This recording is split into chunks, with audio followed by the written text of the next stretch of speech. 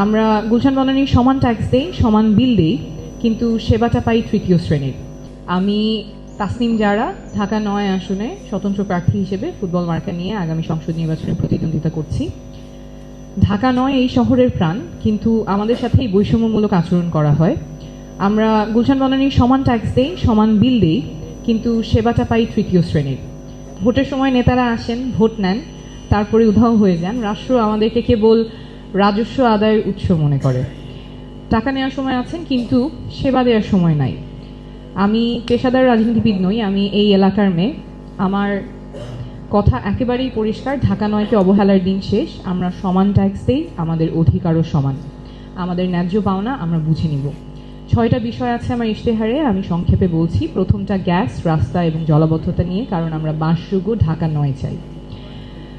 সমস্যা, প্রতি মাসে আমরা গ্যাসের জন্য বিল দেই, কিন্তু চুলা জ্বালালে বের হয় বাতাস, গ্যাস বের হয় না। কিন্তু বিলটা প্রতি মাসে ঠিকই দিতে হচ্ছে। এটা কিন্তু এক ধরনের প্রতারণা, এবং এর সুযোগ নিয়ে কিছু অসাধু ব্যবসায়ী এলপিজি সিলিন্ডারের দাম বাড়িয়ে আমাদের জিম্মি করে ফেলে। এর সাথে যুক্ত হয়েছে জলাবদ্ধতা, বর্জ্য অব্যবস্থাপনা। যত্রতত্র ময়লা ফেলার কারণে বাসার পাশে ও রাস্তায় দুর্গন্ধে টেকা দেয়। রাস্তাগুলো বছর পর বছর ভাঙাচোরা বা কাজ চলমান অবস্থায় পড়ে থাকে। সমাধানে আমি কি করব? ন্যায্য বিল। সংসদে আমার প্রথম কাজ হবে নো সার্ভিস নো বিল, অর্থাৎ সেবা না দিলে বিল নাই নীতির জন্য খসড়া আইন প্রস্তাব করা এবং চাপ সৃষ্টি করা। তিতাস যদি গ্যাস দিতে না পারে, তাহলে তারা টাকা নিতে পারবে না। গ্যাস না থাকলে মাসিক বিল মৌকুফ করার প্রস্তাব থাকবে এই বিলটাতে। পাইপলাইনের গ্যাসের ব্যর্থতায় দায় নিয়ে সরকারকে এই এলাকায় ভর্তুকি মূল্যে বা ন্যায্য দামে এলপিজি সিলিন্ডার সরবরাহ নিশ্চিত করতে বাধ্য করব। সিন্ডিকেটগুলো ভাঙব। সিন্ডিকেট করে দাম বাড়ালে কঠোর ব্যবস্থা নেওয়ার জন্য প্রশাসনকে চাপ দেব। জলাবদ্ধতা নিরসনে ড্রেনেজ ব্যবস্থার আধুনিকায়ন এবং বর্ষার আগেই খাল ও নর্দমা পরিষ্কার নিশ্চিত করতে আমি সংশ্লিষ্ট প্রতিষ্ঠানের সাথে একযোগে কাজ করব এবং অগ্রগতিগুলো মনিটর করব। বর্জ্য ব্যবস্থাপনা এবং পার্ক, ঘরের সামনে বা রাস্তার ময়লার স্তূপ জমতে দেওয়া হবে না। সেকেন্ডারি ট্রান্সফার স্টেশন, অর্থাৎ আধুনিক বর্জ্য অপসারণ ব্যবস্থা নিশ্চিত করতে এবং এলাকার পার্কগুলোতে হাঁটার পরিবেশ উন্নত করতে সিটি কর্পোরেশন এবং অন্যান্য প্রতিষ্ঠানের সমন্বয়ে কাজ করব। রাস্তা খুঁড়ে ফেলে রাখা চলবে না। ওয়াসা হোক, সিটি কর্পোরেশন হোক, যেই রাস্তা কাটবে, কাজ শেষ করার নির্দিষ্ট ডেডলাইন থাকবে। ডেডলাইন মিস করলে ঠিকাদারকে জরিমানা গুনতে হবে।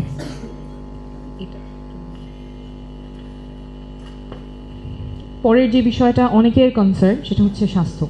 ঢাকা ৯ চিকিৎসায় অবহেলা আমরা আর মানব না। ঢাকা ৯ এলাকায় আমরা প্রায় ৭-৮ লাখ মানুষ বাস করি, অথচ আমাদের জন্য বড় হাসপাতাল মাত্র একটা, মুগদা মেডিকেল কলেজ। এটা একটা নিষ্ঠুর কৌতুক। এই হাসপাতালে তিল ধারণের ঠাঁই থাকে না। ডাক্তার নার্সরা অমানবিক চাপে কাজ করছেন, আর রোগীরা সেবাটা না পেয়ে ঢুকছেন। আর সবচেয়ে ভয়ের ব্যাপার হলো ডেঙ্গু। প্রতি বছর বর্ষা এলে লোক দেখানো মশার ওষুধ ছিটানো হয়, কিন্তু আমাদের প্রিয়জনরা ডেঙ্গু চিকুনগুনিয়াতে আক্রান্ত হন, অনেকেই মৃত্যুর কোলে ঢলে পড়েন।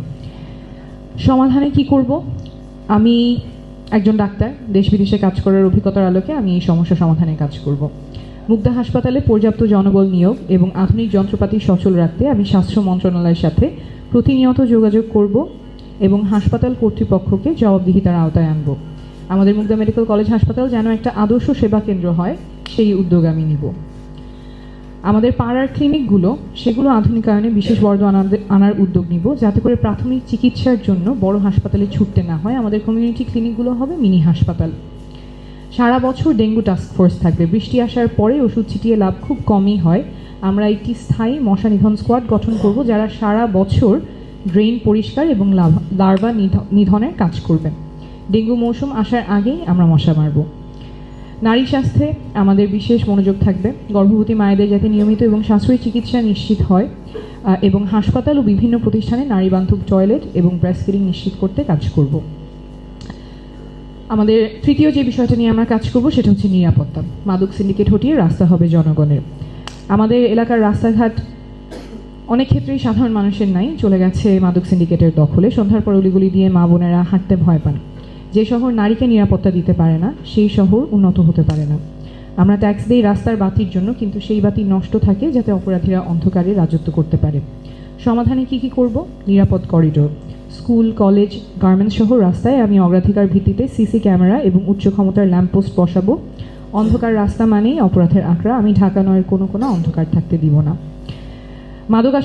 মাদকের বিরুদ্ধে আমরা পদক্ষেপ নিব। মাদকাসক্তদের আমরা ঘৃণা করব না, তাদের চিকিৎসার ব্যবস্থা করব, কিন্তু যারা মাদক ব্যবসা করে এলাকায় ত্রাস সৃষ্টি করে তাদেরকে আমরা এক বিন্দু ছাড় দিব না।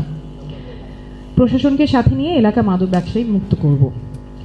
নারীবান্ধব পরিবহন নিশ্চিত করতে কাজ করব। বাসে নারীদের সিট পাওয়া কিছুটা যুদ্ধ জয়ের মতো। আমি পরিবহন মালিক ও সংশ্লিষ্ট কর্তৃপক্ষদের সাথে বসে নারীদের জন্য সংরক্ষিত আসন এবং নিরাপদ যাতায়াত নিশ্চিত করতে কার্যকর ব্যবস্থা তৈরি করব। শিক্ষা নিয়ে অনেক সংশয় আছে, অনেক কনসার্ন আছে। আমাদের সন্তানদের নিয়ে পরীক্ষা নিরীক্ষা বন্ধ করতে হবে। অপরিকল্পিত কারিকুলাম এবং ঘন ঘন নীতি পরিবর্তন শিক্ষার্থীদের গিনিপিগ বানিয়ে ফেলেছে। আমি বিশ্বমানের শিক্ষা লাভ করার সুযোগ পেয়েছি। আমি চাই আমার এলাকার প্রতিটি সন্তান যেন বিশ্বমানের শিক্ষার সুযোগ পায়, সেটা নিশ্চিত করার জন্য সর্বোচ্চ চেষ্টা করব। আমাদের স্কুলগুলো হবে ল্যাবরেটরি। আমার বরাদ্দের টাকা দিয়ে আমি স্কুলগুলোতে আধুনিক সায়েন্স ল্যাব, ল্যাঙ্গুয়েজ ক্লাব এবং কোডিং শেখানোর ব্যবস্থা করব। এতে আমাদের ছেলেমেয়েরা ফ্রিল্যান্সিং বা উচ্চশিক্ষার জন্য প্রস্তুত হতে পারবে।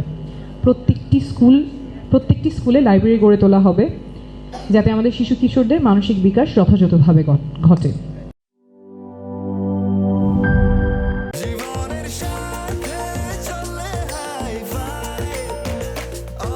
স্বাস্থ্যকর অল টাইম, সব সময় অল টাইম হেলদি লাইফ।